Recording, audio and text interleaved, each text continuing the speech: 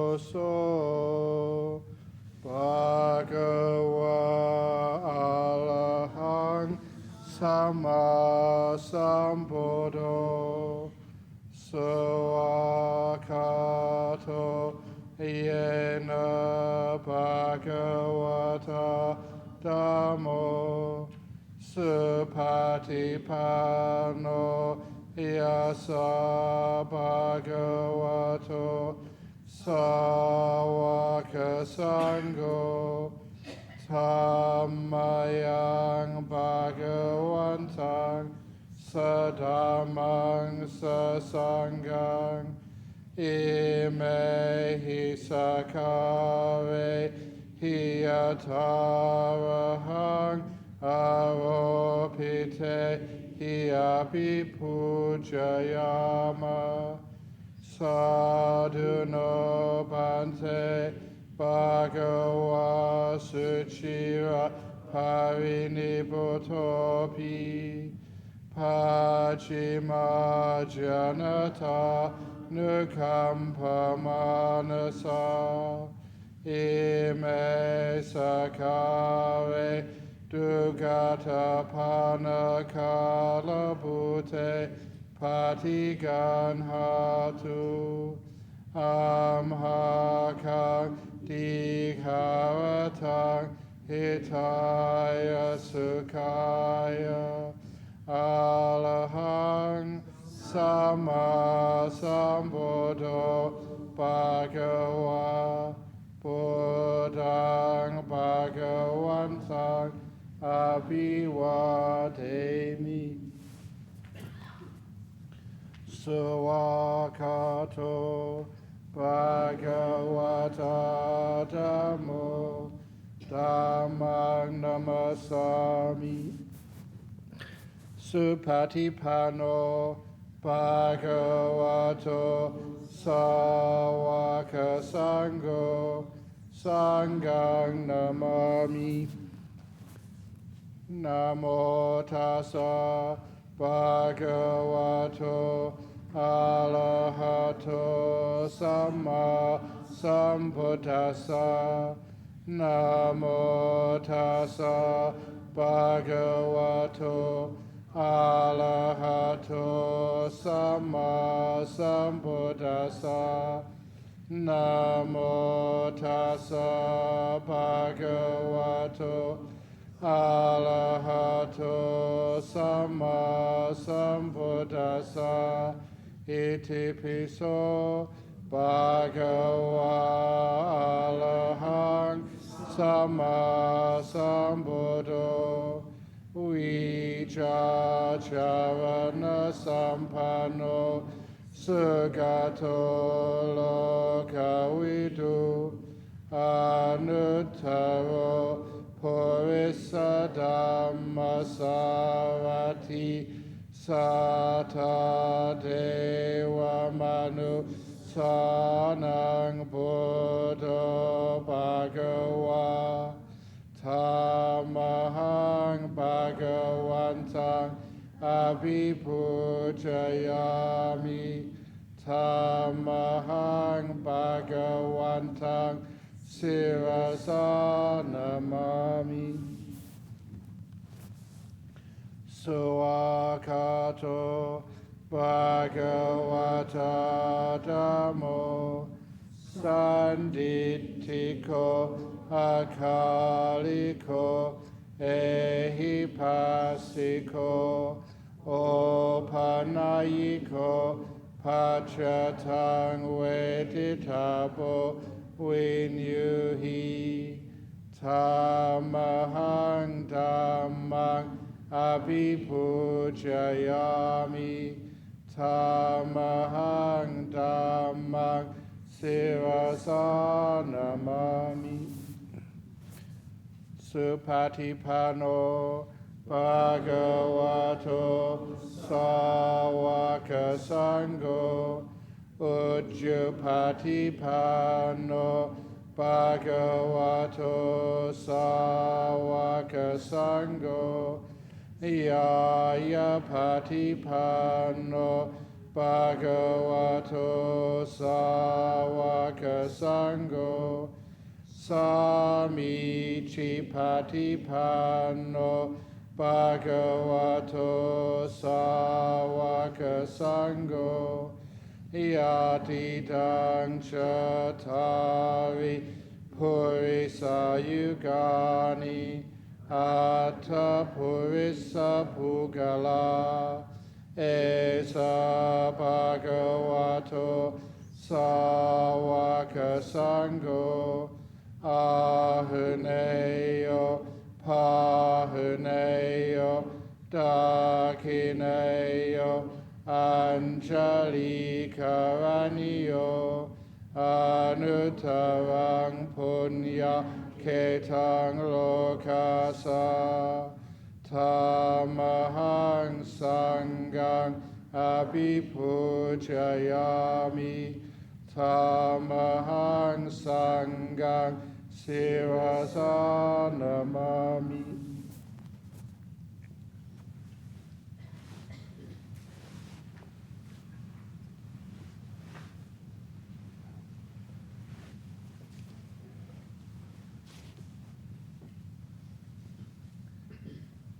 This is what should be done by one who is skilled in goodness and who knows the path of peace.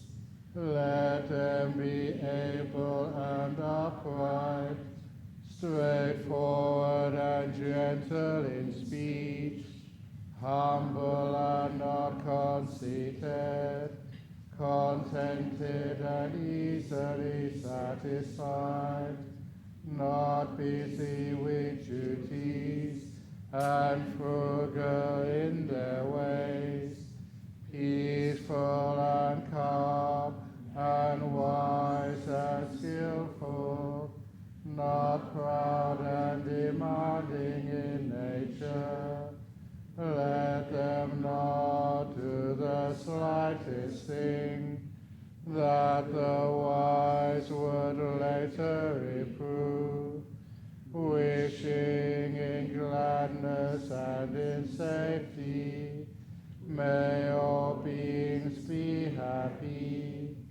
Whatever living beings there may be, whether they are weak or strong, omitting none, the great or the mighty, medium, short or small, the seen and the unseen, those living near and far away, those born and to be born, may all beings be happy. Let none deceive another, or despise any being in any state.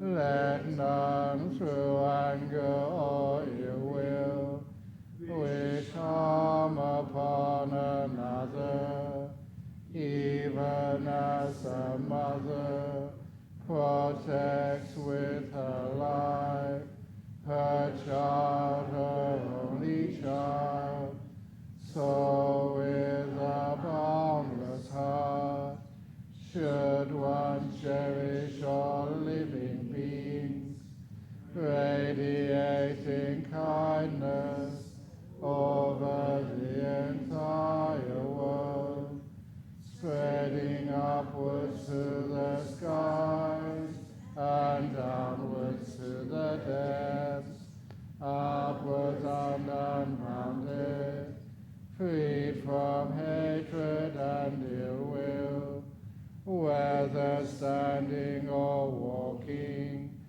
seated or lying down, freed from drowsiness. One should sustain this recollection.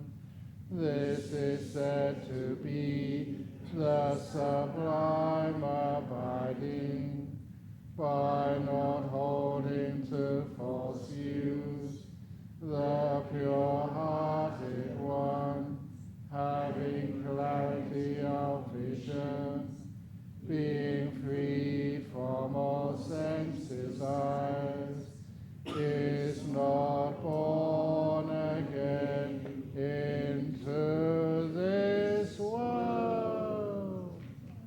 Sadhu, sadhu, sadhu.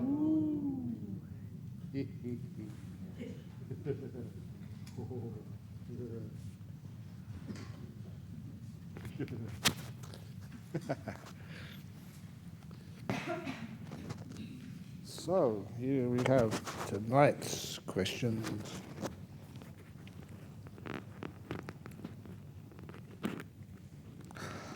And first question. Here we go. Hi, Ajahn. If your flame is extinguished and you are no more after death once enlightenment is achieved, why would one seek enlightenment? That's a very good question. Because if you seek enlightenment, you will never extinguish the flame. Someone's got a good understanding. Because the seeking, the wanting, that keeps you alive, but it also keeps you suffering. What is the second noble truth? Wanting is the cause of suffering. And what is the third noble truth? Letting go of wanting is the end of suffering. So when you stop seeking enlightenment or seeking birth, seeking anything, that's when you stop and the flame goes out. Do you understand? No, you don't.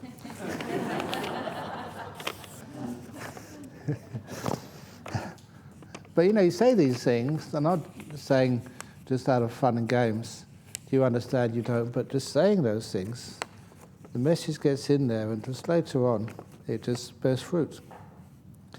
Is it okay to eat something before bed, as long as you go to bed in the morning time?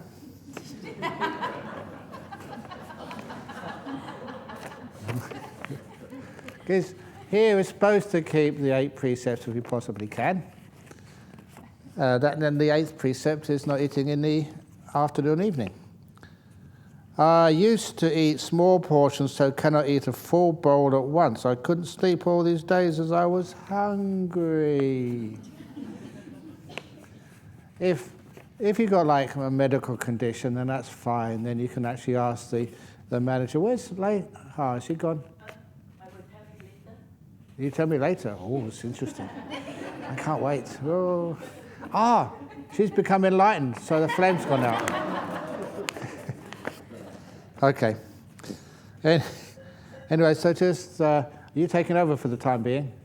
So just ask Burr and say, no, because I really need this. And then just take something which is very small and simple. And that's not a problem at all. But if you do have some medical reasons, you've got to take some antibiotics or something in the evening, then that's fine, but you don't have a 3-course meal. Something simple, like a slice of bread or something, I don't know, or something which is simple, but not eat a sort of a big meal. So, but all these things as I was hungry. Just eating just in the morning time, sometimes people say it's really, really good for your health. Just eating 1 meal a day in the morning time. And anyway, I looked at history about people's eating habits. And eating many times a day is a very, very new sort of addition to human culture throughout the whole world. And if you look at, in history, people would usually have maybe about 100 years ago only 2 meals a day. And they'd have they wouldn't even have a breakfast. They'd have maybe a lunch, and then they'd have something in the evening. And that was the main meal. And you go back early in history, maybe 200, 300 years, and people would only eat a meal in the evening. In the morning time, lunchtime, they'd be working. And in the evening, they'd come together and have a meal with their family. So 1 meal a day, especially in the evening, has just been part of our human being culture for a long time. But if you go even earlier in history, you find that human beings only ate a meal whenever they could catch a dinosaur or a mammoth or something and eat it. So the human body is actually quite okay with not eating just 3, 4, 5, 6, 7, 8, 9 times a day. It can handle it really well. So anyway, you try to do your best. But again, this is a compassionate retreat. So if you really, really, really, really, really, really, really, really, really, really, really, really need to eat in the afternoon or evening, you can just go and ask the manager and just to get something simple. But anyway, there's all these other things you can eat in the afternoon. You can have honey, you can have juices, you can have cheese, you can have chocolate, and so many other stuff. And I know one monastery, I never went there, thank goodness, but all these allowable things, which you can eat, a lot of them not really that healthy for you, but they started offering this chocolate ice cream in the evening. Where did that come from? And there was chocolate's okay, sugar's okay, but where did the cream come? It's not cream, it was Coffee Mate. They made ice cream with Coffee Mate. Where there's a will or defilements, you'd always find out some way of just pushing the envelope a lot. And I was pushing the envelope. I never had it, and that's been really, really bad for your health. But nevertheless, they worked out all these things which you could have in the evening for monks who've got too many defilements. So just keep it simple. And after a while, you find it's one of the reasons we don't eat in the afternoon or evening. It means the whole afternoon and evening, your tummy is free. And you get used to it pretty quickly. And when you get used to that, it means all that eating stuff and all the cooking and the cleaning afterwards is all finished. Now, how many of you were on kitchen duty today? And if we had like an evening meal, that's twice as many of you will have to be on the duty to cook and to eat and then clean afterwards. It takes up a lot of time. So just eating one meal a day is just so easy, and the rest of the day is free for you. So once you get used to it, it actually gives time. And when you do want to meditate in the afternoon or evening, you don't feel hungry. You get enough energy in your body already. And of course, when you're meditating, you're not really using up much energy. And it means the whole evening you don't have to worry about all the blood going to your tummy to digest the food. It's all free. You can be in your brain or whatever to have nice, peaceful meditations. So I've been doing this. I've been a monk over 46 years now, so I've been eating one meal a day for over 46 years. Look at me. If I ate 2 meals in the afternoon as well, evening, then I'd be in really big trouble. So anyway, but if there's a reason for it, and you're only on a retreat for 9 days, sure, just ask Burr. I have a confession. Ooh, confessions. We went to your cave, yesterday, and I took its picture, and shared with my friend. Now I feel guilty as I shared your privacy. Sorry. Oh, come on. That's not a trouble at all. I wasn't in the cave, so there's no problem at all. I'm sure that somewhere on the internet there's pictures of my cave. Because I wasn't in it, it doesn't really matter. No trouble at all. So what is really interesting, and this was something which comes up in interviews, sometimes people do an act like that. There's no problem at all. But we think about it and make it into a problem because, that must be wrong, I shouldn't have done that. Oh, what's going to happen? Oh, I'm going to go to hell in my next life. I might as well leave the retreat now because I'm never going to get deep meditation when I've done something like that. And some of the people think like that, and they just make a small thing into a huge thing. And one of my stories for that is when I was meditating in Thailand as a young monk. And I've already mentioned there were some dangerous animals in that jungle. And just meditating there, just in my, I don't think I even had my mosquito net up, but just meditating in the jungle. After the first half an hour of dusk, then all the cicadas calmed down. And it gets really peaceful in there. So they're sitting meditation in the forest, in the jungle, just nice and peaceful. And then I heard a sound. When you hear a sound in the jungle, it's pitch black, so there's no lights from anywhere. You've got a flashlight, but you don't want to keep using that. So I listened carefully and realized it's only a small animal, so no problem at all. So I carried on meditating. And as I was meditating, another 3 or 4 minutes, you could hear the sound of the animal again. It was coming closer towards me, and as it was coming closer, you could get a clearer picture, from its sound it was making, of how big it was. And it wasn't a tiny animal, it was like a medium-sized one. And it could have been like the old civet cats, which used to be around, there were a mouse deer or something. So still it wasn't really dangerous. So I just closed my eyes and started meditating again. As it came closer, it made even more loud noise. And this wasn't a medium size, this was one of the big animals. And that's the point I got really scared. Because it could have been like a tiger or a bear. Bears were even more dangerous. And so I was afraid. So I got out my flashlight and I shone it in the forest, trying to find out where this animal was. You could, by the sound of just squashing the leaves and breaking the twigs, and it was a big animal, but I couldn't see it. And as I used the flashlight more, and then I finally saw it. A tiny mouse. And I showed me, Ajahn Brahm, are you going crazy? But I wasn't going crazy, because what happens, once you get afraid, a tiny mouse feels like a big tiger. It sounds like it. And I was really surprised as how fear amplifies the sounds and images of things. So a lot of times, be very careful of the fear. And that's what causes so much problem with people. It amplifies the danger, and there's not much of a danger there at all. So he didn't do a bad thing in that cave. It reminded me of another story. Somebody asked me to tell this the other day. This was a person went got a friend, bought a new house in London. It was like one of these townhouses.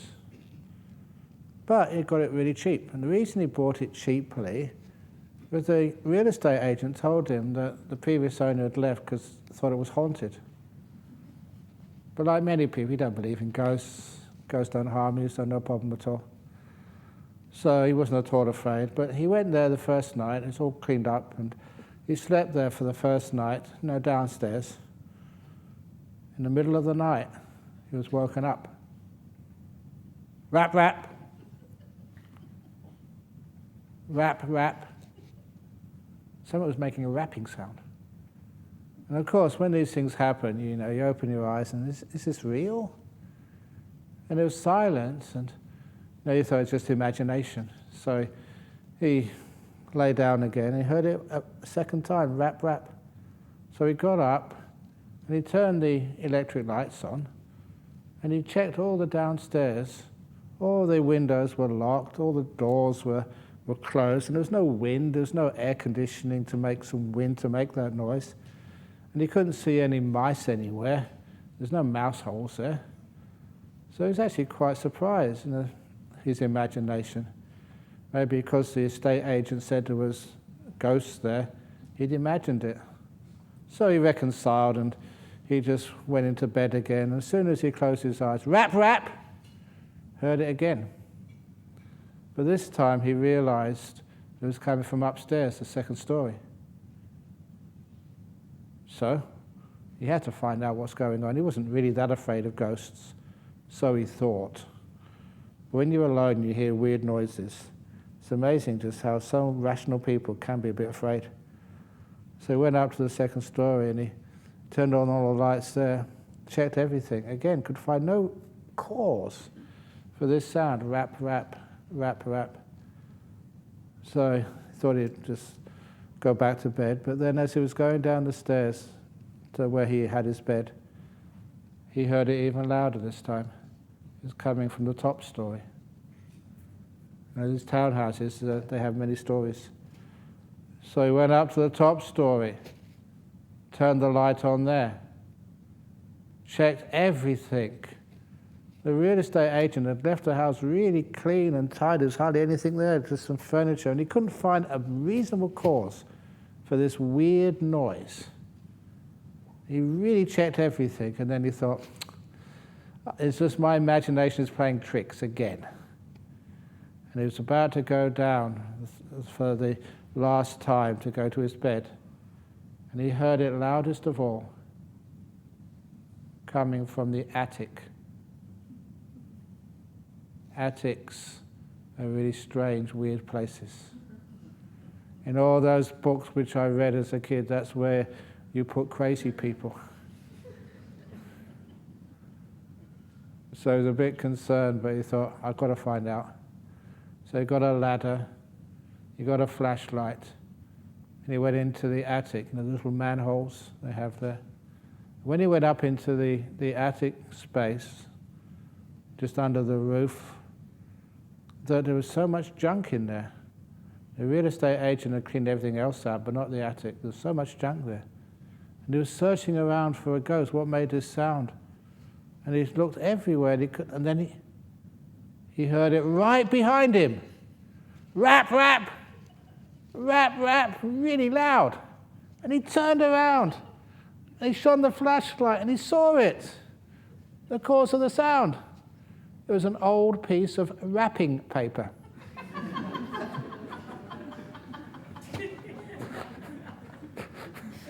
Okay, you can moan.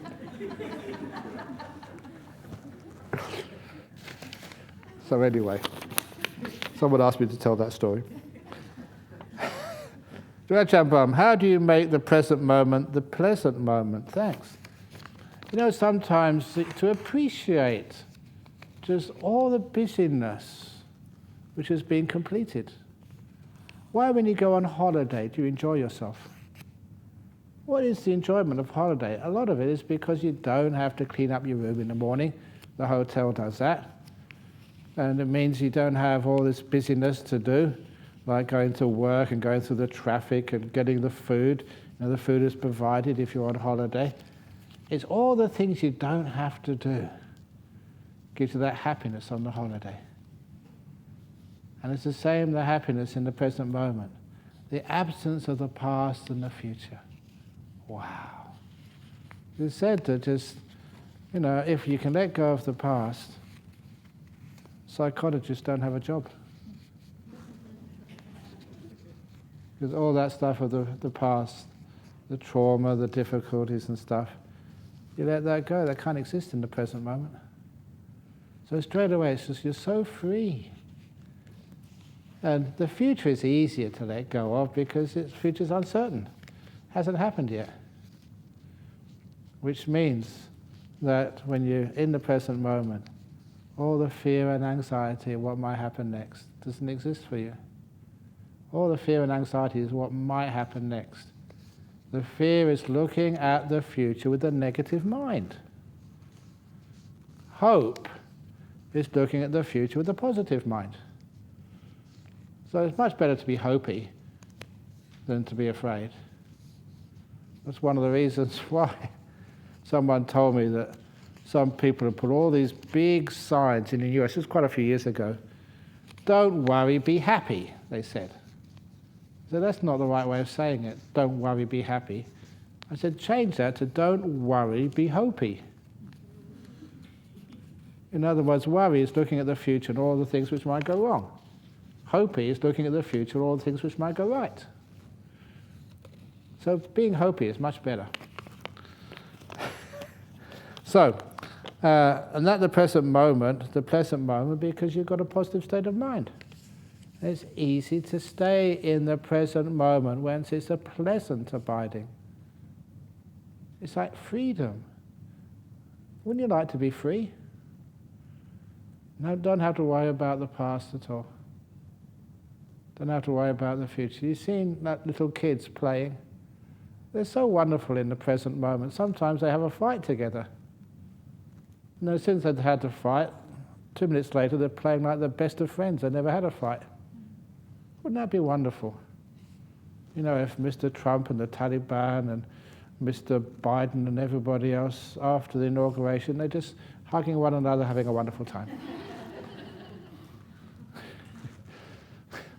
Why not? Why not is because they keep remembering the past. And they always say, this is the past, that's the past. That's the trouble with the past. No one knows exactly what happens and why it happens.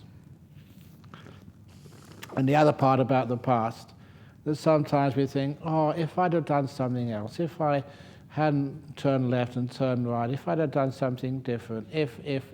But you don't know what would have happened if you did something different. That's why there's a word in philosophy and religion which is called ineffable. You know, they say something like the truth is ineffable, God is ineffable, sort of love is ineffable. And I try to find out, what does that mean? Someone says it means you can't F it. It's ineffable. But that didn't make much sense to me. So I changed that word to make it more useful. And call the past is ineffable, not effable. You can't if the past. You can't say if I, if I hadn't come on this retreat, if I hadn't married that guy, if I hadn't had kids, if I hadn't sort of been lazy when I was at school, if I hadn't, what would have happened? You don't know. Could have been better, could have been worse, who knows? So the past cannot be ifed, and the present cannot be shoulded. I should be doing this, I should be doing that, I should do something else. Who told you? So when you take off the ifs and the shoulds and the musts, life becomes far more free, and you're in the present moment. So, well, if you don't have these shoulds and musts, the people will be misbehaving. You don't misbehave. I've got this incredible, not trust or hope, or human beings. Human beings are essentially good, kind. They only sort of misbehave because either they're thinking of the past, worrying too much about the future. In the present moment, you're naturally good and kind. Sometimes, the nuns should know this, but I've been a monk much longer than you've been a nun, any of you. Sometimes people ask me, all these rules you have to keep, aren't they a burden to you? Always have to remember what you're supposed to do, what you're not supposed to do. And quite honestly, it's not a burden at all. It's just natural. It's just, even if I didn't know what those rules were, I'd keep them anyway, just because it's nice and simple and kind and peaceful. What do you want to keep stuff for? It's much better. Those of you who've been in the caves, there's hardly anything there. It's much easier that way. So little by little, why argue with a person? Stupid. There was that, who was this? This was actually from a Mahayana story. There was an old master in the Mahayana Buddhist tradition, and his student was going to go away for a while. So he asked his teacher, he said, please give me some advice, because I'm going to leave you soon and go probably set up my own monasteries and stuff. Give me some advice. And the master said, never argue with an idiot. Don't argue with an idiot. And the student said, that's not kind. And the master said, yes, I agree with you.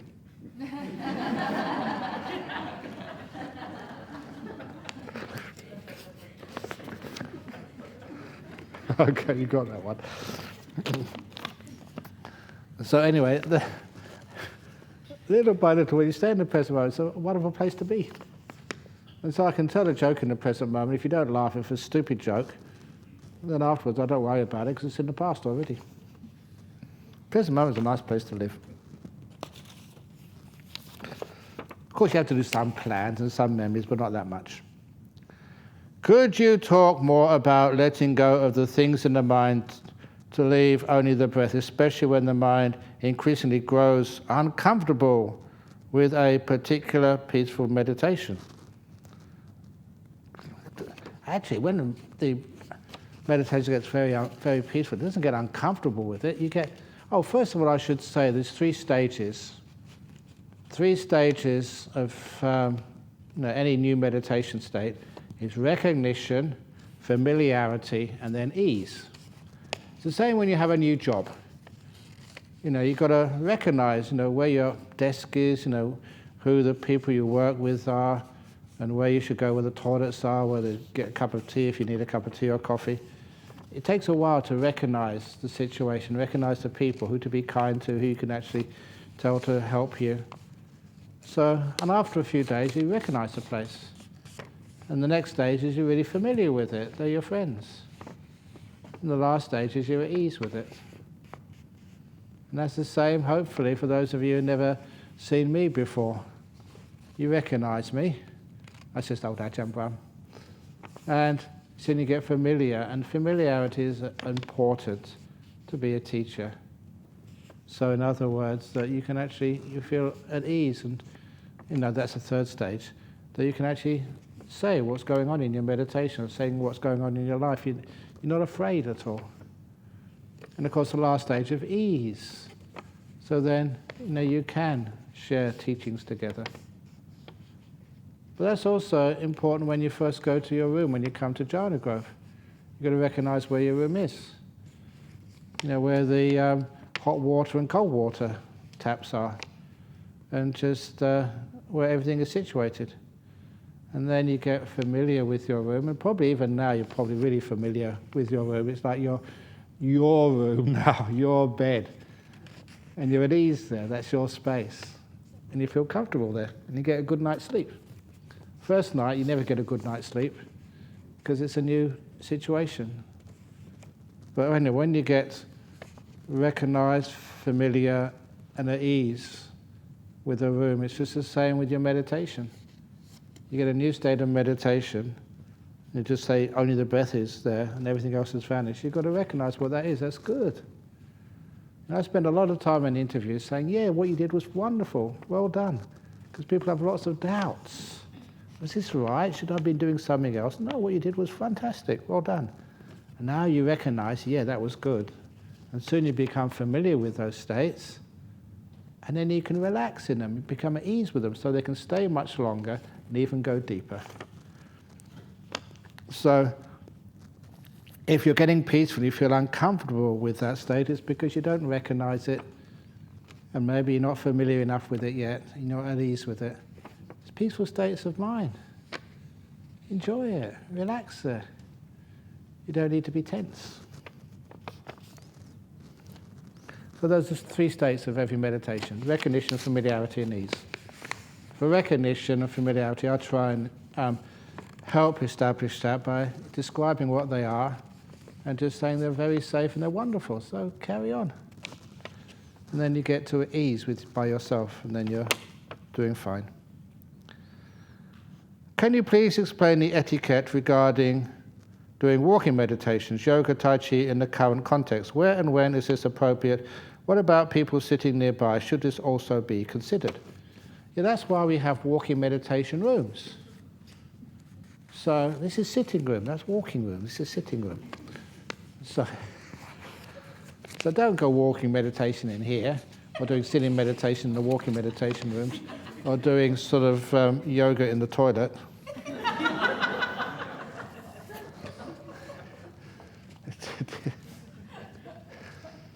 But there's also other places you can do sort of walking meditation or sitting, such as in your room, or such as in the grounds, doing walking meditation, sitting meditation.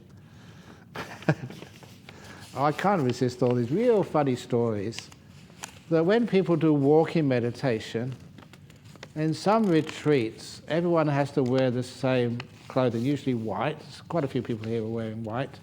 And they do this slow walking on purpose. See how slow you can walk. And I must admit, I was responsible for this once. I was doing walking meditation, not here, but in another place. And other people doing walking meditation at the same time. And I thought, who can be the slowest?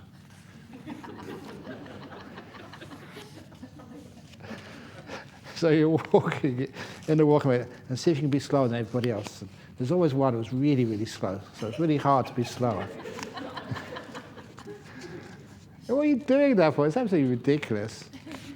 Or a similar thing, again, not in here, just, I think, where was this? In the old North Perth retreat centre. Sometimes I made a resolution, young stupid monk, and it was, I'm going to make sure I'm going to be the last person to leave the hall in the evening, every evening. I'll be meditating there and be the last one out, because I'm a monk. And what happened is, just after the chanting and the talk or whatever, then people do a bit more meditation. I'll be sitting there half an hour later, I'll open just one eye. See who was left. There's always the same 2 or 3 people. Just, who do they think they are? So, I was really tired, I wanted to go to bed, but okay, close your eyes. And then after another quarter of an hour, open one eye and see who's left. Another one person had left. Thank goodness, only 2 people left. Come on. And then what does it really matter being the last person there or not? That's total ego and stupidity. But anyway, it was in some traditions they just liked doing the slow walking meditation. So they were doing it outside, not using a horse, in the Jhana grove. And it did happen on that day. There's a whole lot of them doing slow walking at the same time, outside. And there was a Sri Lankan family. They were visiting Bodhinyana monastery over the road. And I was talking to them. I said, we'd really like to have a look at your retreat centre. Is it okay? And I said, well, there's a retreat on. So, don't go close to the retreatants and be really quiet so you don't disturb them. And you can go and have a look. So they came here and had a look. And about 20 minutes later, they came back to me. And the kid, maybe about 8 or 9 years of age, was really excited. He said, he has to speak to you. I said, what's wrong there? What's happened at the retreat centre? Is everything okay? He said, no, it's not okay over there. It's like an emergency. What's happened? Your retreat centre, he said, has been invaded by zombies. And that's what he said. Because you imagine for a kid, people doing slow walking meditation. And apparently that's what zombies do. So to this day we call that zombie meditation. I should go on with the questions instead of making too much jokes about these things. Well, no, what was the question anyway? Where's it gone? Oh yeah. So, and if you want to do Tai Chi or yoga, that's fine too. But sometimes to do Tai Chi or yoga, if you can do it in your room, that's really nice because you can do whatever you want in your room and no one sees you. Or do it in a place which is not used by other people. So don't do Tai Chi or yoga in here because that might disturb other people. Best is there's many places you can find, nice quiet places to do Tai Chi or yoga. And that'd be wonderful. Dear Ajahn, how do I stop the commentary about my meditation?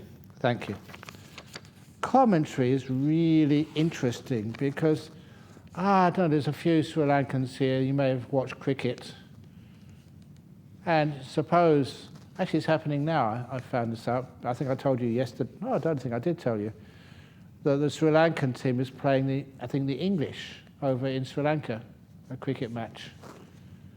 And I happened to see the news, and the Sri Lankan team were doing terribly. So when the Sri Lankans visited, I think that was on Sunday, or it could have been Saturday, I forget now. But then the Sri Lankans were talking about it, and so I said, can I do some chanting for them? And actually it worked. I checked out, and the Sri Lankan team did much better the next day. You see, chanting is really good. But the reason I tell stories like that is because if I remember just as a kid, just watching, say, a football match or a cricket match, and if the commentator is like Sri Lankan TV, then the English are sort of cheating or just, they're not sort of, that was really out, and they said it was in. It's not fair. And if you look at the Sri Lankan commentary and compare it with the English commentary, you think it's a totally different game. You look at that in Australia in football or tennis, and the commentary is not describing what's happening at all. It's always biased commentary. And you can see that when you have many channels, you can see sort of a different country commenting on the same match. What about your meditation when you're commentating? Are you really being fair? You're not, it's biased, your commentary. And so when you know it's biased, and the weird thing is, for most people, the bias is negative towards you. And that's always really strange. If you're commenting on your nation's sports team, it's always a positive bias. But commenting on yourself, it's always negative. This can't be a nimitta, or this can't be meditation. I just can't do it. And a lot of time, that commentary is false. You can do it. So first of all, don't trust that commentary. It's always biased. And number two, if you want to understand this, next time you do go home and you watch a movie, turn the sound off. Watch the movie without sound, without commentary. I remember doing this once. I was on a flight going somewhere, and many years ago, and those are the days when these little TV screens would fall down in front of you. You had no control over them. You couldn't sort of turn them on or turn them off. It just came right in front of me. And there was the in-flight movie. I didn't have any headphones, so I didn't know what the sound was, what the conversations was. But I saw the whole movie, and it was just one of the funniest movies I've ever seen. I was laughing my head off a lot of that movie. And the movie was called Armageddon. It was, I'm being totally honest to you.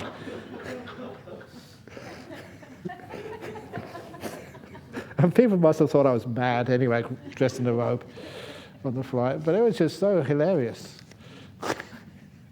And I remember one scene, I'll never forget this, because you didn't have the sound and the music, nothing was playing with your emotions, you were seeing it just what was really happening. And I think they, as in the end of the world usually, it's the end of the world, and they always win in the end.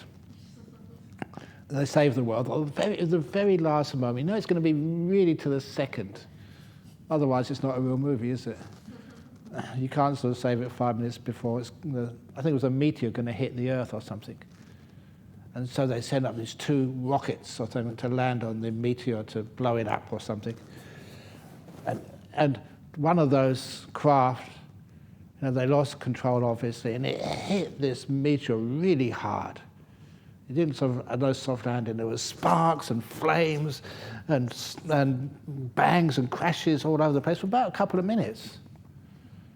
If you were in the car and that stuff happened, you'd be obliterated. You'd be dead as dust. But that wasn't the end of it.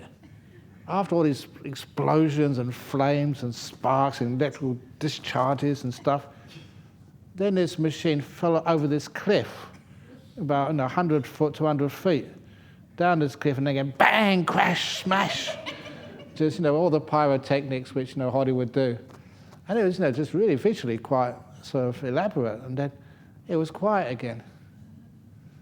And then inside the spacecraft, a little hand came up. And then the hero pulled himself up, and that's where I totally lost it, burst out laughing. Because his hair was actually perfect. No sweat on him.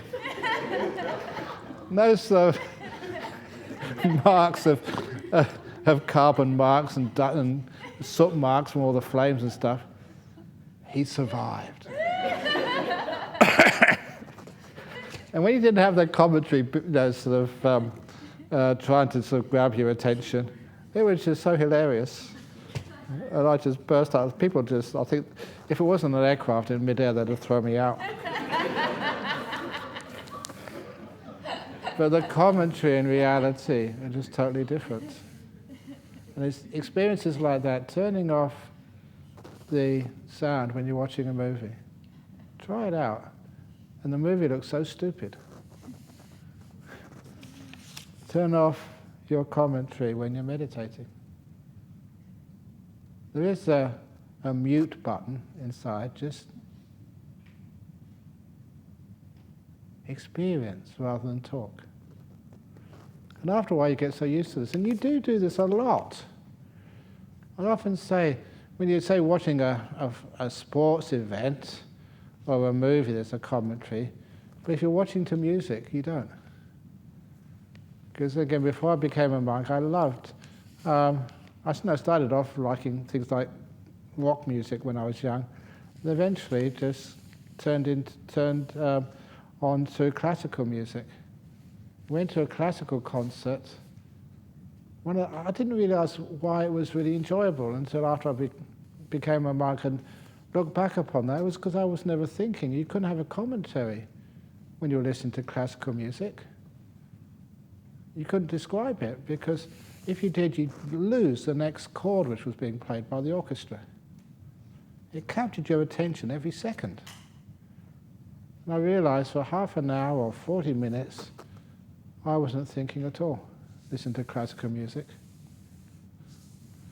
It was commentary free.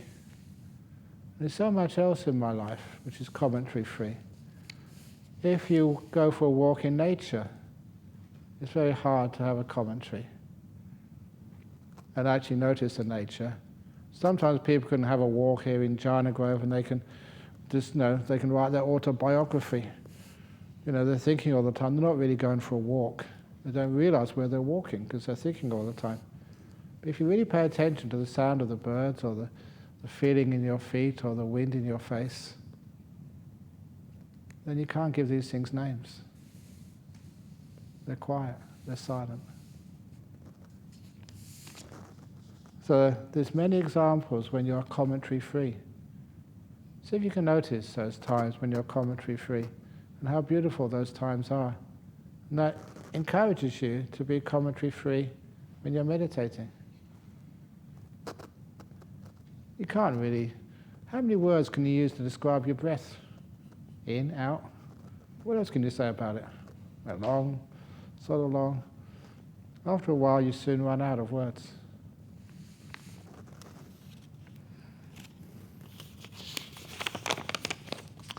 I want, for a hypnotized session, wanted to know about my past life to a well-known hypnosis center, but it didn't work for me. I didn't record anything. I felt like I was being asked to talk while in deep meditation, which was very hard for me. Can it be only done for certain people? Why was it not possible for me to record my past life? Yeah, sometimes it's only possible for some people, but know that when I was a member of the Psychic Research Society, and I couldn't be hypnotized. My friends tried to hypnotize me, and they said at the time only about 10 or 15% of people can be hypnotized. But that number has grown over the last 20, 30, 40 years because hypnosis has become more skillful. But it was, if you can't do it through hypnosis, see if you do it through meditation. So when you do the nice deep meditation, and you're coming out, ask yourself, what's my earliest memory? And see what happens. If it's going to happen, it happens almost immediately. Okay. As a monk, I'm not permitted to tell about my experiences of past lives or stuff like that. That's the 8th Pajitya rule for monks. So you can't give that information. And sometimes I tell people, I get very frustrated about that. But fortunately, because I learned the Vinaya really well, I know all the loopholes.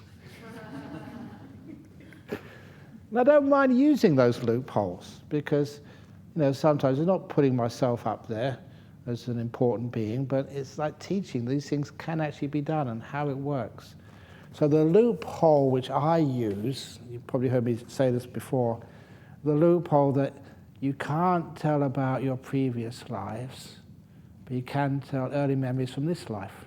It's a bit of a loophole. Because it also describes sort of what happens. Because years ago, and I remember where this was happened, it was in the hall over in Bodhinyana, just doing some nice meditation, really, really deep, really peaceful. And then we're coming out of the meditation. That's where, I don't know where I got this from. Well, maybe I do now, but at the time, no. I didn't know. And it was just, I asked myself, what's my earliest memory? very easy suggestion. What's my earliest memory? And immediately, I had my eyes closed in the hall. I was back in my baby's pram.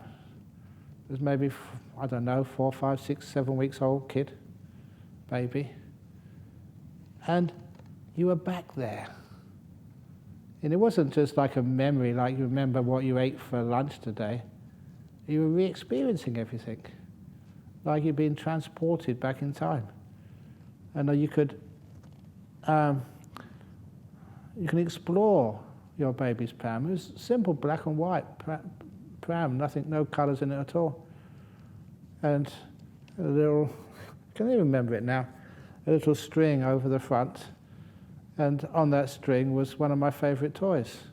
This little blue, I don't know if it was porcelain or plastic, and it had these little beans inside. You could actually shake it, and it was in the shape of a pig. And it was not very inventive. My mother called it Porky.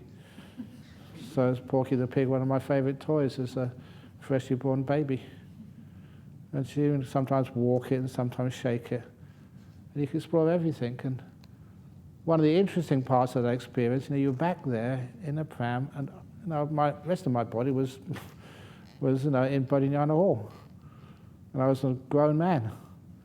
But then also recognizing my mother as a young woman by her smell. And that was really sort of weird, because I never expected stuff like that to come up. It was a smell. That's how I recognized her, because my sight was not that well developed yet.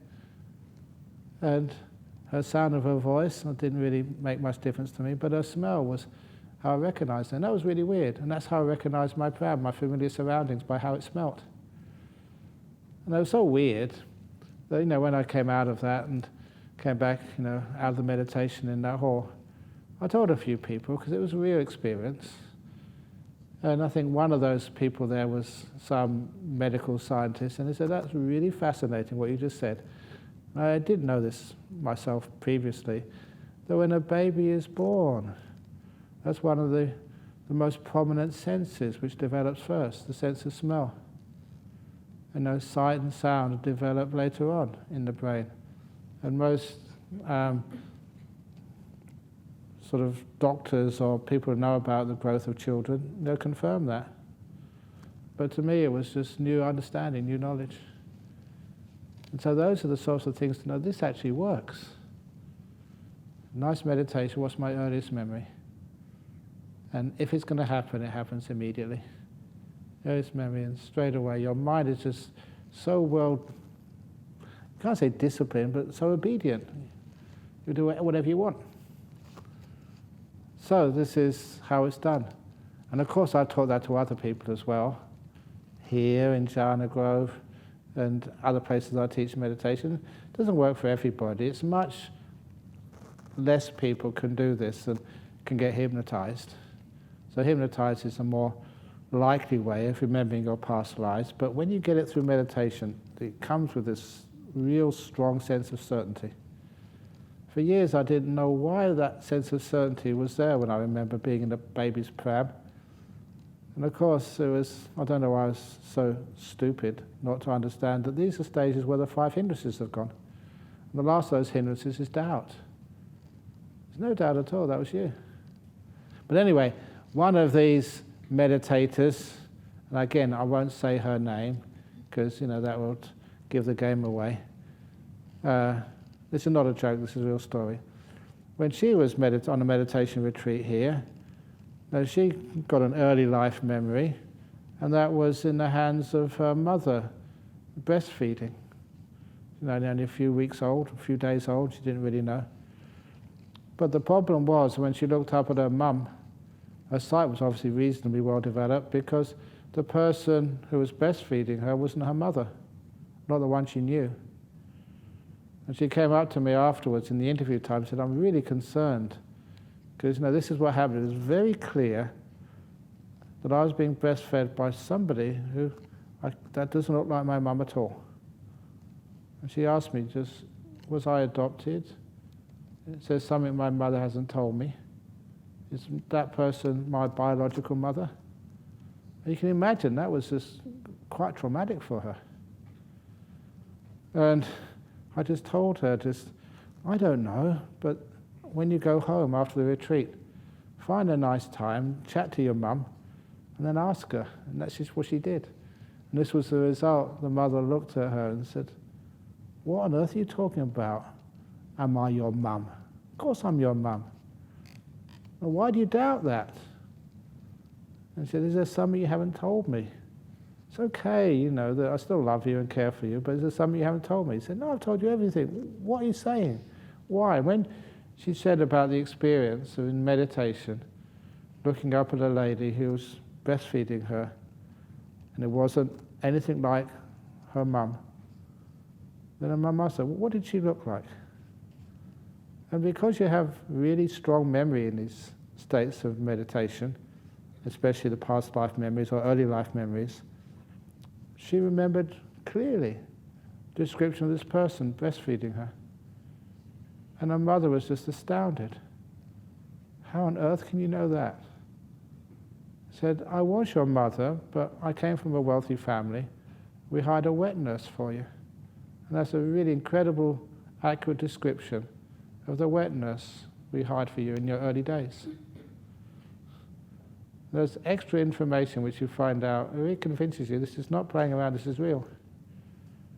But if you do get into this, like some meditators do, they actually chided me because there's something I didn't say at the time which I should have said, and I try and say it all the time now when I say this is possible. If you get back to your previous life, then often you get an experience of some of the closest experiences to this life, in time, and some of the strongest experiences is what you remember so easily. And one of those experiences is your previous death. So quite a few people, when they say, what's my earliest memory, and they keep pushing it backwards, earlier than that please, they get to their previous death, which is quite traumatic. I said, Ajahn, please don't ever tell people to do that again. It was really, because you're back there. You're experiencing all the sensations. It's not like looking from a distance, you're right in it. And they said, wow, I don't want to do that ever again. So if ever that does happen, the solution, I should have said this to everybody, just you're having an unpleasant experience, say, earlier please. And then you just go back from that painful death moment to something a bit more pleasant. And your mind will do that straight away, just give it instructions and it does it. So if you're having a difficult experience, then earlier please. Or let's go back to this life. So it's fascinating what you can do. And what happens. And some of the information you get from this about previous lives. But it's also, for at last you will understand that rebirth, reincarnation, previous life is a fact. You experienced it, so you don't need to doubt anymore about this wonderful truth. And that has another wonderful effect on you. You understand that you don't have to worry too much about your relations who pass away. They haven't disappeared forever. And you don't have to worry too much about your own death. Death's come, death's go. It's one of the reasons why Buddhists are far, far, far more accurate talking about death than anybody else. And the reason is because we've died many times. Christians only die once. That's only being jokey. Okay, I better get on to these questions.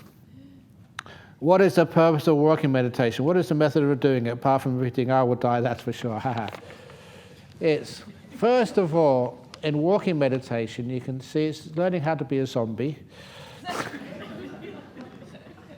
That's just joking. In the halls over there, you start at one end, you go to the other end, and you come back again. You don't get anywhere. You end up where you started, like life. Like life, you start off with nappies, you end up with nappies. You start off not knowing anything, you end up having forgotten everything. Same. It's something like circular in life, and I love that idea of circles. Not getting anywhere, ending up where you started, going this round in these loops of life. But the most important thing is that sitting down, being calm and peaceful, your back aches, your legs ache, something aches eventually. So by doing the walking meditation, you can do some calm exercise to your body, just walking slowly, which means that it's much looser for your body. You don't get so tense and achy. But also, what do you do there? Again, put your attention about body length in front of you, not to look to the left or the right. Keep your eyes open. You don't watch your breath during the walking meditation. You watch the sensations on your feet. Just like a simple thing. Don't look at your right arm now, but please, can you move your right arm up? Can you feel all those sensations? Now put it back down again. So many sensations, so many muscles have to move when your right arm goes up and goes down. When you're doing walking meditation, your right leg going up and moving forward and then going down. Those are the sensations you watch in walking meditation. And they become fascinating. I thought, first of all, it'd be so boring. But it just really gets into you, and there's so much going on. And the story I often tell, oh my goodness, is first year I was a monk. I was doing my walking meditation in this big hall in Bangkok. Maybe it was about this length, it was narrower. And it took me half an hour to get from one end to the other and half an hour back again. It wasn't because I was trying to be a zombie.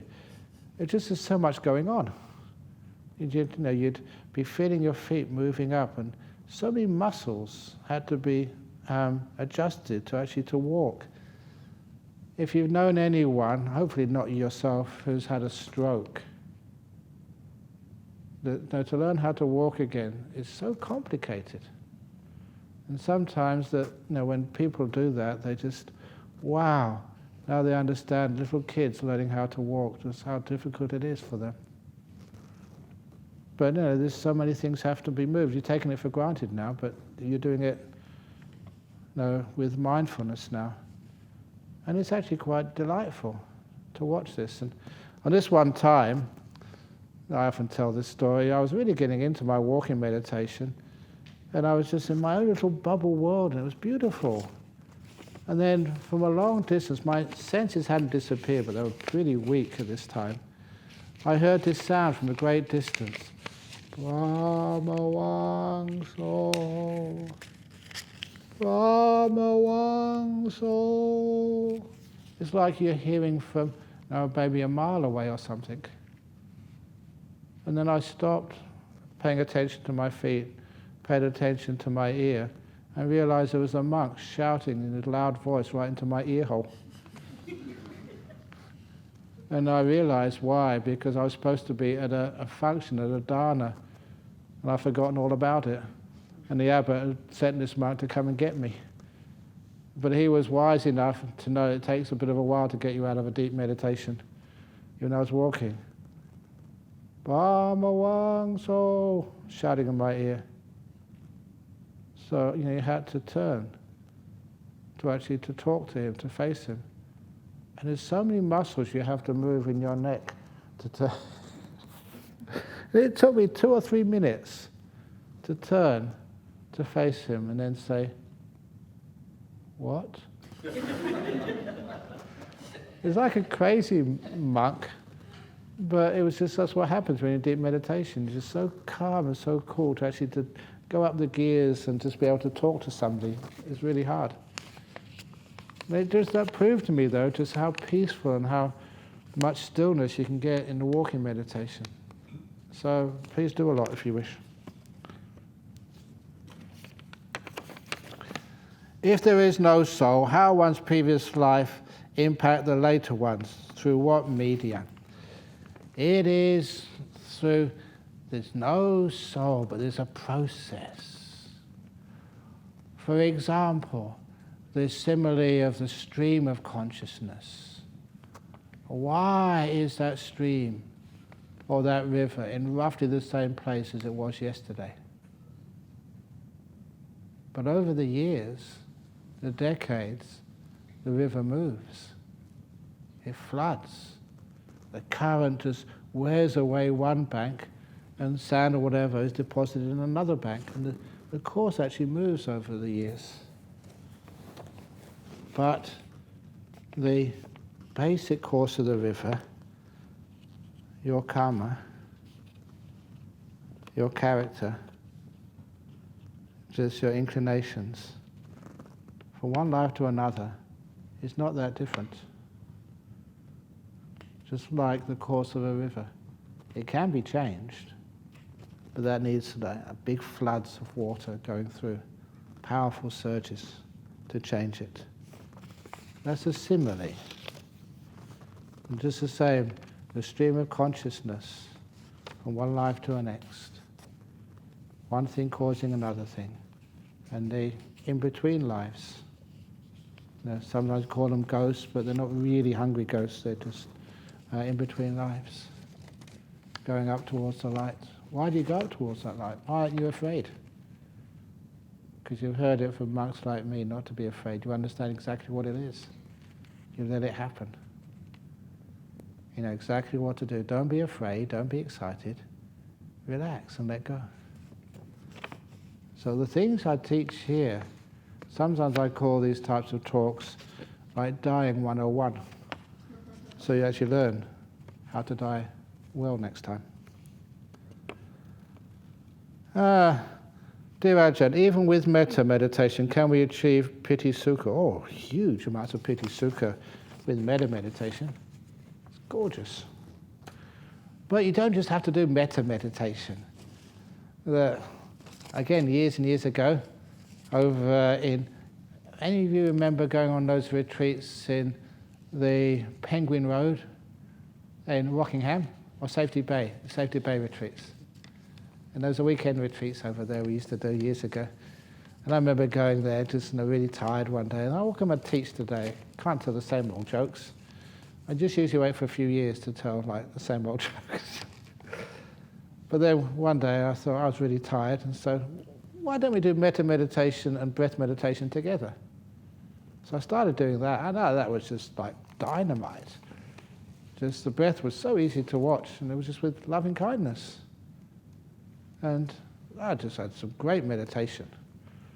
And I must admit, I never slept that well that night. Not because I was anxious. I was just too much energy. Beautiful piti sukha energy coming up. That was an amazing night. But this is what you're doing. Just the loving kindness is incredibly powerful. And loving kindness can take you all the way to full enlightenment. So it's beautiful stuff. So loving kindness, as long as you just do it properly, you let it go. It's not you doing it. You let it happen. And nimittas, loving kindness, I don't know if for me and for others, you usually get this beautiful golden nimitta. And I don't know why that's the case. The colour is usually that colour. Beautiful gold, it's gorgeous. And of course that really attracts you into the deep meditations of the jhanas. Really easy. Would it be possible for you to please explain the difference between yogic meditation, Buddhist meditation? Are they different paths up the same mountain? Yeah, it would be possible for me to explain that. That's not the question. Would it be possible to explain? How you want me to explain it? Okay. Yeah, yogic meditation, because I haven't done yogic meditation, so I don't really know the answer to that. But I do know the answer that once the mind becomes still and energized, of course it's meditation is meditation. No religion owns it. Although it does seem to be, but I might be biased because I'm a Buddhist, the Buddha explained it in the greatest detail. And understood so much more of it than I've read in many other books. So, any difference? I don't know. Are the five material realms, etc., in other dimensions? No. The five material realms are just in the realm of the mind. So you can say the dimensions, like in Buddhism they have these three worlds, the Tiloka. Those first world is a world of what I call karmaloka, the sense realms, which also includes the ghost realms and the heaven realms as well. But beyond those, you've got the rupa loka and arupa loka. The rupa loka are the jhana realms. So you're experiencing the peace and bliss of jhanas for huge amounts of time. And there's no body involved. Just like, say, to get in those deep meditation, you have to let go of the five senses and the body. This is actually where a person can get reborn. Wonderful time. And the arupa are even more refined. And the arupa means there's just concept. Concept like the nothingness.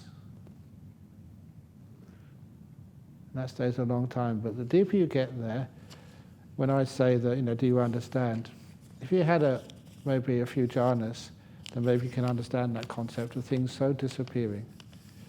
You can understand maybe what those immaterial realms are, but beforehand, they're just a bit too much. Dear Ajahn, can you paint a visual picture on how to inject compassion, kindness, and non-controlling into the aversions of the mind? Aversions, like dying.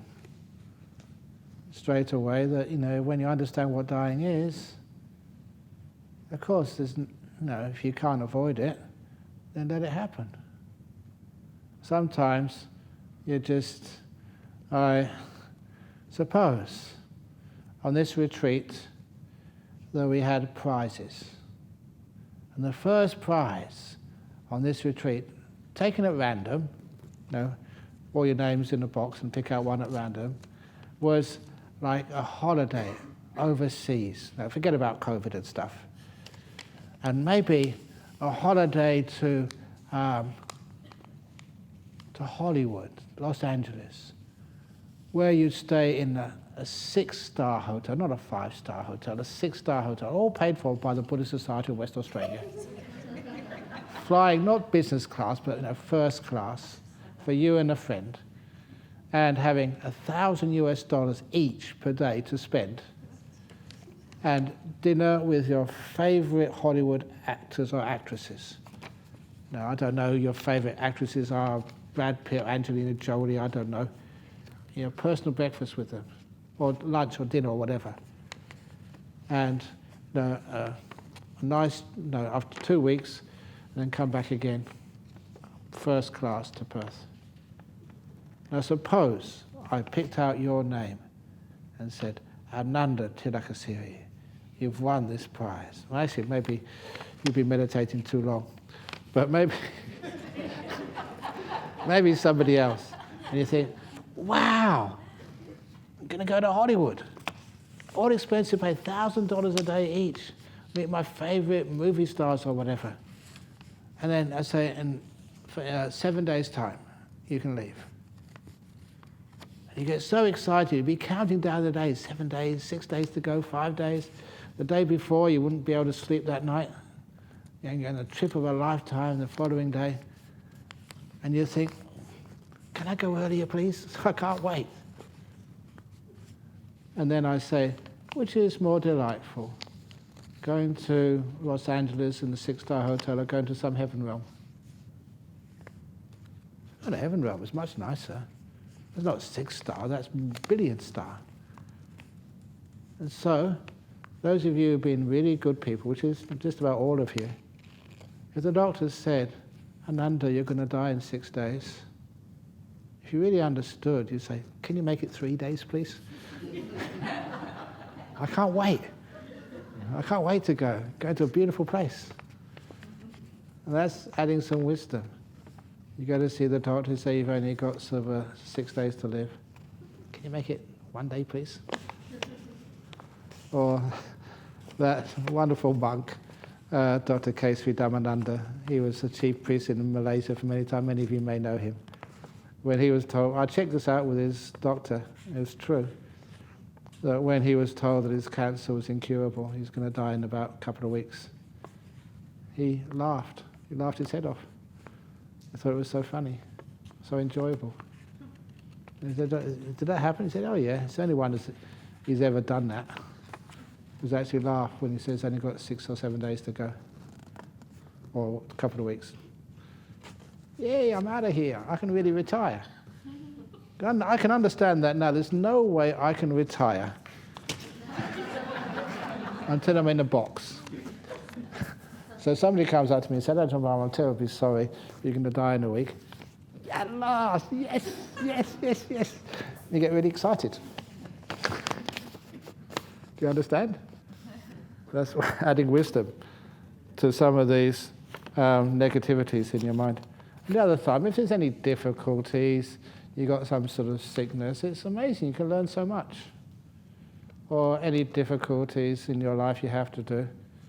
Because sometimes, as a monk, I know that I have to give lots and lots of talks for many, many more years yet. And so it's wonderful. If you have any difficulties or problems with whatever, it's wonderful. You get much more opportunity to teach, from all of your experience and wisdom, which you don't just get by reading books, you get from life's experiences. So those are wonderful things. When things go wrong in life, yay! It is literally more dog shit from my garden. And you can always take some more. Okay, that's how to compassion, kindness, and non-controlling into the aversions of the mind. Okay, there's only 2 questions left. Of course, hopefully that some of you have come here for the first time, but every retreat I always talk about the monster in the Emperor's Palace. So that's actually a story told by the Buddha of how negative experiences in the mind, how they can be treated. And that story, I haven't told that yet, have I? Not at this retreat. There was and I like to actually to change the agenda every now and again. It's 2021. So the Empress, it was going to a Friday night talk at the Buddhist Society of West Australia. And while she was away, this big, smelly, aggressive, violent, scary demon, this monster came into her palace while she was away. And some beings are just so scary that even the security around the palace, the guards, the soldiers, they were terrified. So they hid behind the flower pots, under the benches, anything. They didn't want to face this monster who was so scary. And that allowed the monster to go right into the throne room and sit on the Empress's chair. And but that was going a bit too far, so the security realized they should have stopped the monster earlier. But once it was in the Empress's chair, they said, "Get out of here! Who do you think you are? This doesn't belong to you. Out, now!" And those few unkind words and threats, the monster grew an inch bigger, more ugly, more smelly, more offensive, more frightening. And so they made so many threats to this monster, and he kept getting bigger and smellier and uglier. And by the time the Empress came back, this monster was huge. It was so frightening that usually in this story, I ask people, because I don't watch movies, what's the most frightening monster you've seen in a movie? And it's supposed to be Alien? Is that correct? This made Alien look like one of our teddy bears. This was really super scary and was so smelly. The stench coming off this monster even made maggots throw up, according on his skin. But the Empress, the reason she was Empress was because she was smart. That's why she went to the Buddhist Society of West Australia on a Friday night. She knew exactly what to do. She looked at that incredibly frightening, scary monster and said the amazing words, "Welcome. The door of my heart's open to you, monster, no matter how violent and scary you are. Thank you for coming to visit me." And she meant it. Has anyone got you something to drink yet? Do you want a cup of tea, some orange juice? We've got lots of types of tea. You can have English tea with condensed milk, like Ajahn Brahm. Herbal tea, good for your health. What would you like? And she really meant it. And of those few kind words and actions, that monster grew smaller and less offensive, less ugly, less frightening. And everybody realized their mistakes. So they started being kind to the monster. And about a dozen of the security men, they said, "Would you like a foot massage?" Because the feet were so large, it took about a dozen just for the big toe. And they go, "You had a foot massage? It's really nice. You get this really nice foot massage." The monster said, "Just over there. Oh, yeah, oh, that's nice." And every kind act, or kind thought, kind word, the monster kept on shrinking. Until the monster was so small, the same size as when he first came in. They kept on with the kindness. Until soon the monster was so tiny that one more act of compassion, the monster vanished completely away. And that's in the Yaka Samyutta, in the Buddhist teachings. Of course, I added a lot to it, but the basic story is there. They call it anger-eating monsters. And that's incredibly powerful psychology. So when you've got defilements inside your mind, remember they're like monsters come to visit you. May all beings be happy and well, even monsters. And then when you're kind to your defilements, the defilements, they shrink and they vanish. It's an amazing way of overcoming monsters in your mind. Could you please explain bowing? For example, why 3 times? How to properly do it? Thank you greatly.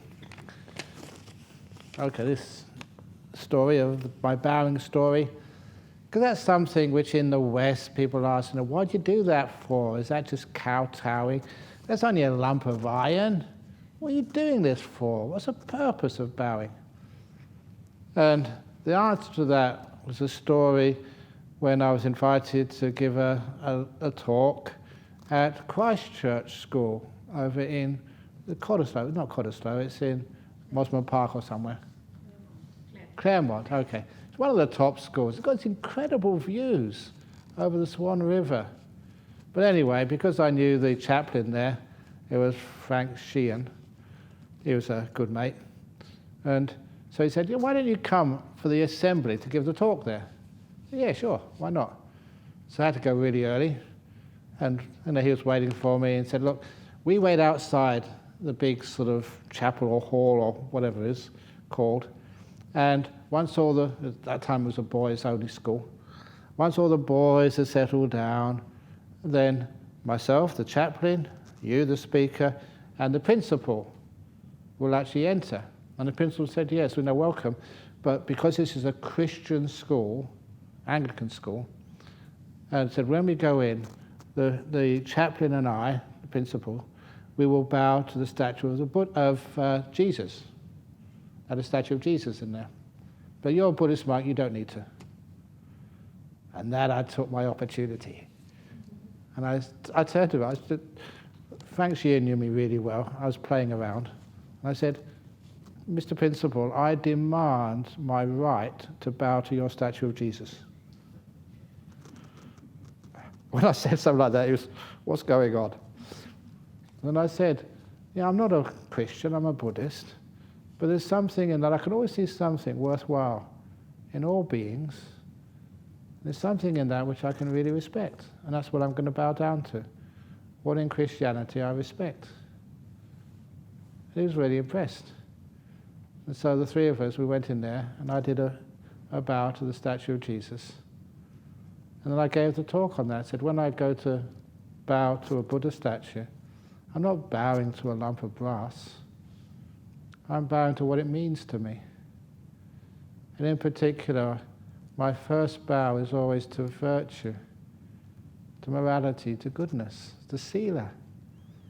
Because I've lived my life by trying to be as virtuous as possible, as good, as trustworthy as possible. How I teach is how I live. And you've been to my bedroom, the cave, so you know how I live. And so, because of that, you've got to be trustworthy and real. And I value that so much that I can bow to it so easily. When I bow to it, I'm lowering my head and virtue is up here above me. Thank you, virtue, for making my life just so joyful and trustworthy. So I've got nothing to be afraid of. A policeman visits, I'm not afraid of, what have I done? So I've done nothing. So it gives this wonderful sense of peace and freedom when you practice virtue. So I bow to that so easily. And the next thing I bow to is peace, stillness, meditation. But not just the peace in your mind when you're meditating, the peace in the community, the peace in Jhana growth here. When you trust one another, you don't argue with each other or beat each other up. It's a peaceful place. And when you have peace in your community, in your meditation, oh, that's just so inspiring. Peace. I bow to that so easily.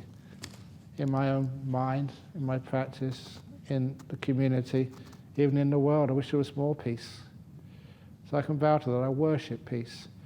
And the last thing I bow to, sometimes it's wisdom, but I must be honest with you, it's mostly compassion, kindness. Because when you see beautiful acts of kindness, people looking after one another, oh, that brings this shine, this burnish to the world. And the world looks so gorgeous. So I bow to kindness, compassion. Those are my three bows. When I bow to see the Buddha, that's what it represents to me. Virtue, peace and compassion. Or in the Pali, Sila, Samadhi, Panya. And the result of that, the principal was really, he was a devout Christian. He was so impressed that they organized a couple of coaches, buses, to bring whatever students wanted to have a look at Bodhinyana Monastery 2 weeks after my visit. And the principal came as well. The principal, really busy man. He wanted to see this for himself.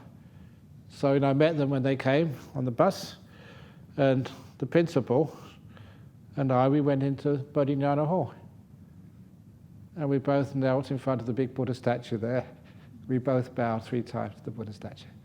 Or rather, we bowed to virtue, peace and compassion. And this principal had no problem at all doing 3 beautiful bows. The only thing was, I wish we could have taken a photograph or a video of doing that. 2 different religious leaders, both bowing to a Buddha statue, because we understand what the bow meant. It's not saying you're a Buddhist. It's saying that you really worship, respect what it stands for. Virtue, peace and compassion. I really enjoyed that. Anyway, last question. Thank you for all the incredible work you do. I was super interested in the talk last night, and I'm wondering, at what age can you become a nun? These 4 amazing nuns don't look over 19.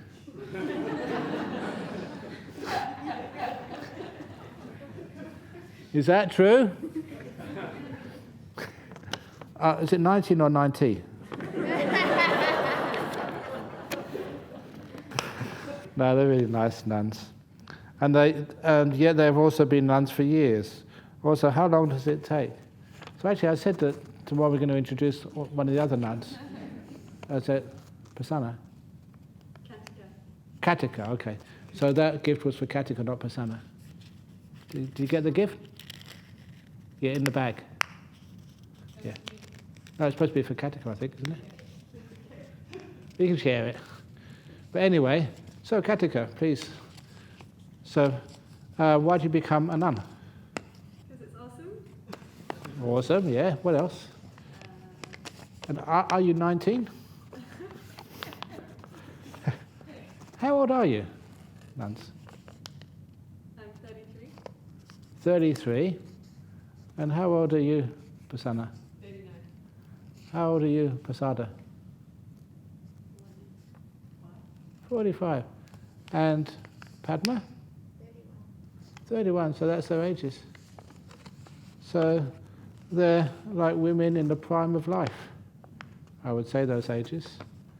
There's so many things you could do in life at these ages. And most of the nuns, the monks, they've all got incredible good skills.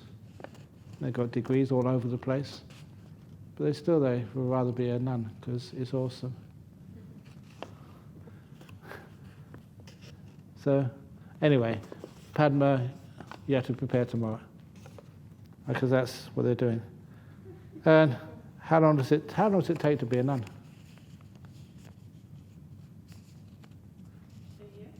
A year. Yeah. I know at Dhammasara, they do have a rule that you have to be under 50 before you ordain. Is that still the case? Yeah. But that's only because if too many elderly people ordain, then all the young nuns have to spend all the time looking after them. Which is, I've seen that happen in other monasteries. It's happening a bit in the monks' monastery. There's quite a few elderly monks there. But they can actually walk up and down. They're pretty fit and healthy, so it's not a problem yet. But sometimes if you have a monastery and there's just about 5 or 6 elderly nuns and only 3 or 4 young nuns, that's where the monastery falls apart. But then again, you see some people that want to become nuns, and why not? Because they've just done so much service. That's why, who's the oldest nun at Dharmasala? Venerable Gotami. How old is she?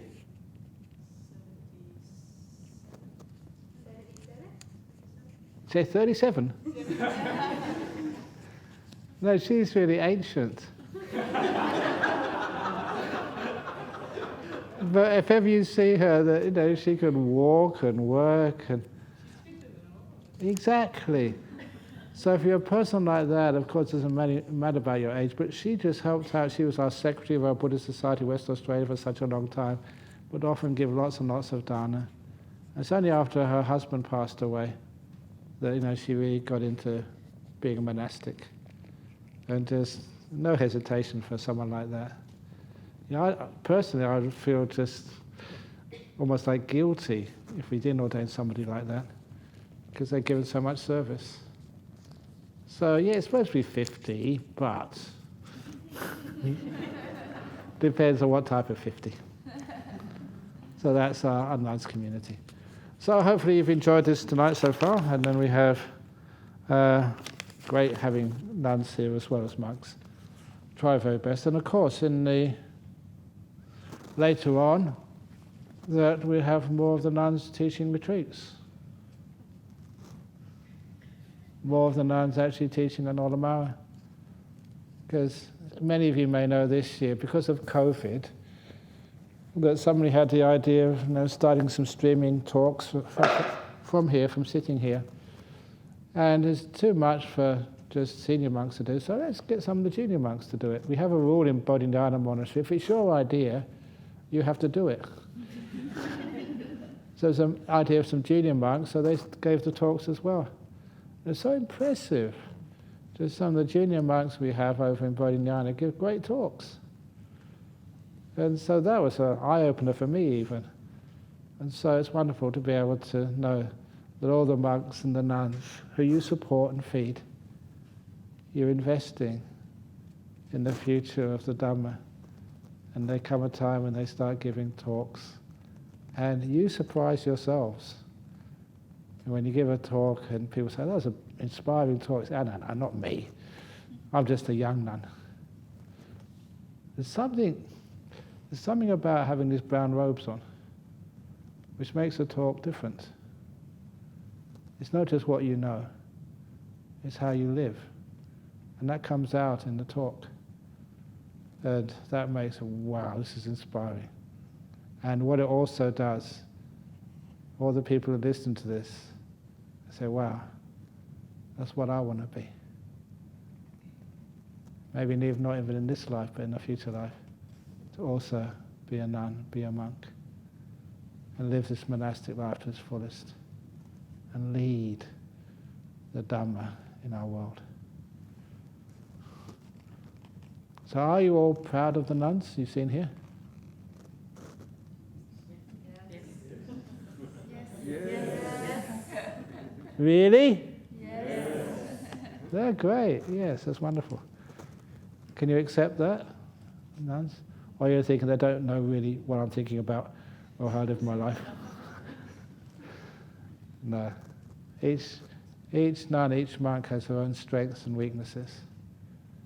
But when they accept those, it's amazing how inspiring it can be. I don't know why this always comes up, but I was just telling a few people in their interviews, there's a couple of monks who are clinical schizophrenics.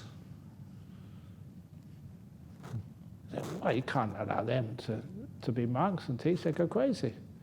No, they're not. They're amazing monks.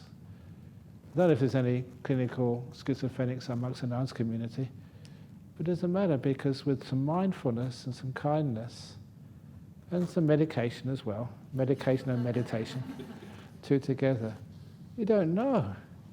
And then there's this wonderful life of inspiration and service. I think, wow, this Buddhism is brilliant. That instead of putting them in some sort of institution or thinking that they can't contribute to life, they contribute and they just blossom. And I don't say, I can't, well, not tell you who they are, because I promise not to. And you wouldn't be able to know it.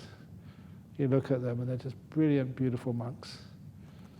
And hopefully, I don't want to know the nuns are beautiful nuns, inspiring and great leaders, and show what's really possible in this world. Don't define a person and stigmatize them. They're much greater than that.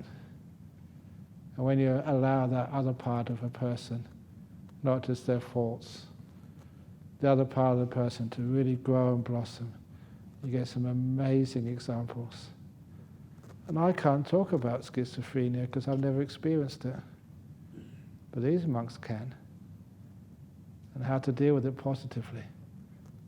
What a beautiful teaching that will be when they get old enough to give those teachings. Oh, something really good to look forward to. So anyway, I better stop now because I've gone on over time as usual.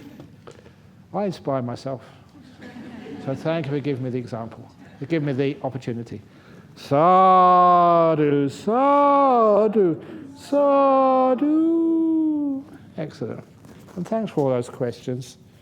And I do often apologize if I didn't answer the question exactly. Sometimes I don't understand exactly what you mean in the question, but please ask it again. I'll try my best.